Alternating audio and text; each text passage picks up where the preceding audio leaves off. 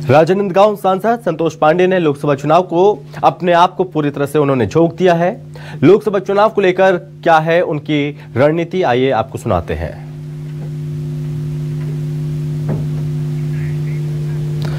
दरअसल राजनांदगांव बीजेपी प्रत्याशी हैं संतोष पांडे, और जब से टिकट डिक्लेयर हुआ उसके बाद यहां पर उनमें भारी उत्साह देखने को मिल रहा है, समर्थकों में भी, और तैयारियां शुरू कर दी गई हैं। आपको बता दें कि बीजेपी प्रत्याशी संतोष पांडे ने जो कि जनसंपर्क भी शुरू कर दिया है, लोगों से लगातार मिल रहे हैं और जो केंद्र की योजनाएं उन योजनाओं को भी लोगों को बताया जा रहा है।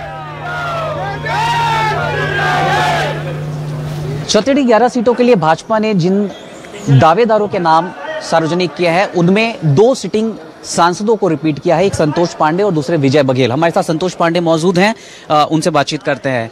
आप ही 2 इकलौते चेहरे हैं इस 11 सूची में जिन्हें एक मर्तबा फिर टिकट मिली है। जी, मैं इसके लिए माननीय प्रधानमंत्री श्री नरेंद्र मोदी जी का और हृदय से आभार व्यक्त करता हूँ।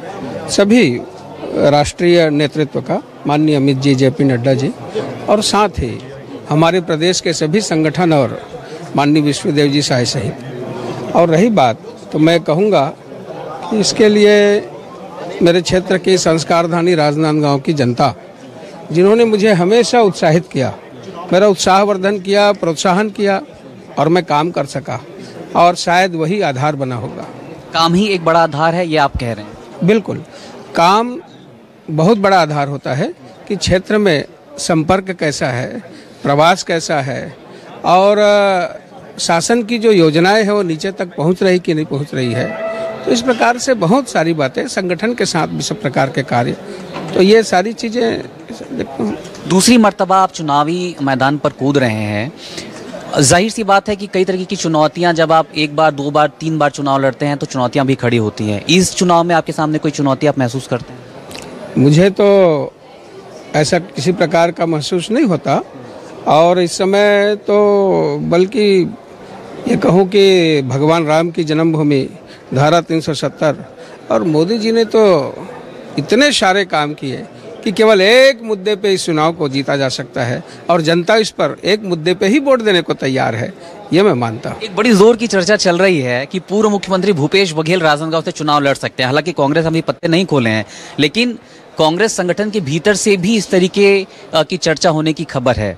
यदि भूपेश बघेल राजनांदगांव से चुनाव लड़ते हैं तो इसको किस रूप में आप देखते हैं? एक प्रतिद्वंदी के तौर पर भूपेश बघेल को कितना कम या ज्यादा आंकेंगे? राजनांदगांव की जनता इंतजार कर रही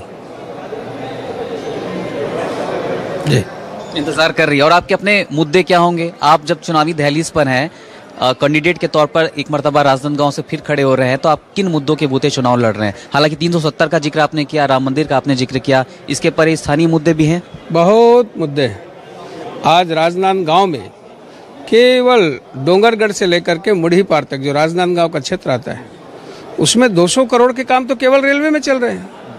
अंडरब्रिज, ओवरब्रिज, जो डोंगरगढ़ का, जिसको हम तीर्थ स्थल कहते हैं माता की, और राजनांदगांव संस्कारधानी में जो अमृत स्टेशन बनेगा, जो रेलवे स्टेशन बनेगा, वो एयरपोर्ट की तर्ज पर बनेगा।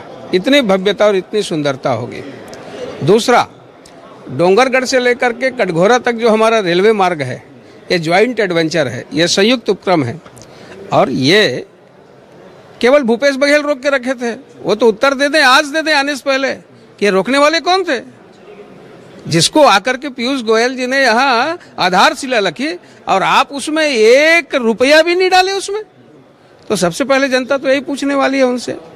इसके अलावा 945 करोड़ के सोलर पार्क, विद्युत उत्पादन चालू हो गया, माननीय प्रधानमंत्री जी ने इसका उद्घाटन किया, और इसकी बिजली रेलवे को दे रहे हैं। एक नहीं, 4500 करोड़ के हैदराबाद एक्सप्रेसवे, लांजी से कुम्हारी तक जोड़ने वाला एक्सप्रेसवे, अनेक काम जी, चाहे सीआरसी भवन हो, छत्तीसगढ़ में कहीं नहीं मिला, किंतु एक राजनांदगांव है, हिंदुस्तान में 8वां जो राजनांदगांव में मिला। ये हम सब के लिए गर्व की बात है कि माननीय प्रधानमंत्री जी ने, केंद्रीय नेतृत्व ने हमको बहुत कुछ दिया है। बातचीत के लिए बहुत बहुत शुक्रिया, और चुनाव के लिए भी शुभकामनाएं आपको। यह है संतोष पांडे, राजनांदगांव लोकसभा से एक बार फिर प्रत्याशी बनाए गए हैं।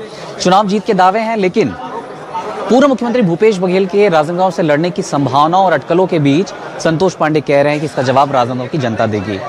कैमरामैन जगन्नाथ राव के साथ आशीष तिवारी, न्यूज़ 24 मध्य प्रदेश, छत्तीसगढ़।